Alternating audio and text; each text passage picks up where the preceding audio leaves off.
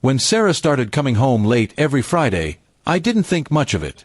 She claimed she was hanging out with her guy best friend, Ethan, someone she'd known since college. I trusted her, even though my gut often whispered something wasn't right. Every time I asked what they did, she'd just smile that smug little smile and say, "You don't need to know, Ryan." At first, I brushed it off as harmless teasing, but the more she said it, the more it burned. One evening, when she repeated the same line with that same smirk, something inside me snapped. I realized this wasn't just about friendship, it was about disrespect. I decided to stop asking questions and start getting answers. The next Friday, she dressed up as usual, spritzed on perfume, and left with her phone glued to her hand. I waited 15 minutes, grabbed my jacket, and followed her.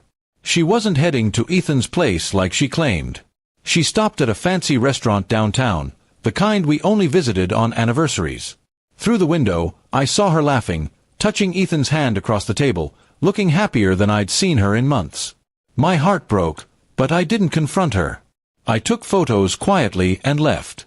I knew I'd need evidence if things got worse. That night, she came home smelling of wine and lies. I pretended to be asleep while she slipped into bed. The next morning, she made breakfast like nothing happened. I smiled, kissed her cheek, and went to work as usual, but my mind was already plotting. I wasn't going to shout or cry. I wanted her to feel what real consequences looked like. Over the next few weeks, I acted normal, better than normal, actually. I surprised her with small gifts, complimented her, even suggested she take more Friday hangouts to relax. She seemed thrilled that I was being so understanding.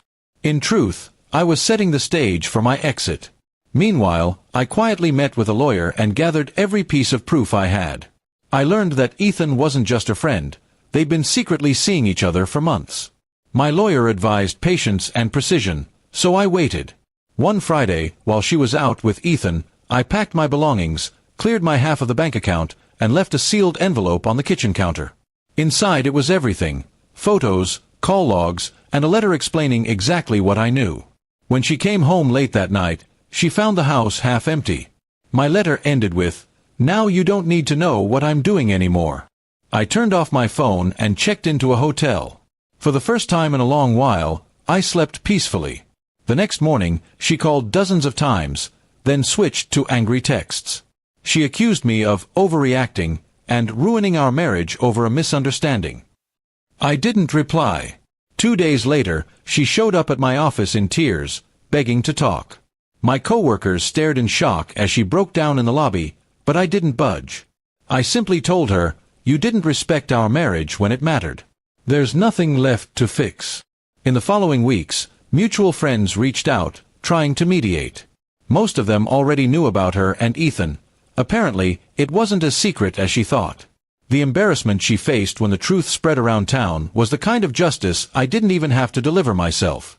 She and Ethan tried to keep their relationship going, but it fell apart within a month. He wasn't looking for a serious commitment, just excitement.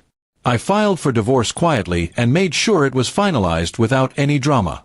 Sarah tried to negotiate, pleading for another chance, but I refused to be drawn in. My heart had hardened, and no apology could undo the smirk that had started it all. Once the paperwork was done, I moved to a new apartment and began focusing on rebuilding my life. Months later, I ran into her at a grocery store.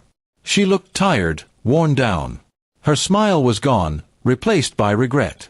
She tried to strike up a conversation, but I simply nodded and walked away. That short exchange told me everything I needed to know. She finally understood the weight of what she'd lost. I didn't take joy in her misery, but there was peace in knowing I hadn't lowered myself to her level. My revenge hadn't been loud or cruel, it was silent, clean, and complete. She once said I didn't need to know what she did on Fridays.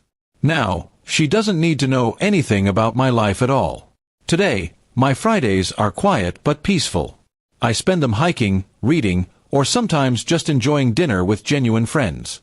I learned that sometimes the best revenge isn't getting even, it's walking away with your dignity intact. Sarah chose deceit, I chose freedom. And that made all the difference. In the end, she lost her secret Fridays, her false confidence, and the man who would have stood by her through anything. As for me, I gained clarity, strength, and the sweetest revenge of all, moving on without bitterness, knowing she'll forever remember the day her smirk finally disappeared.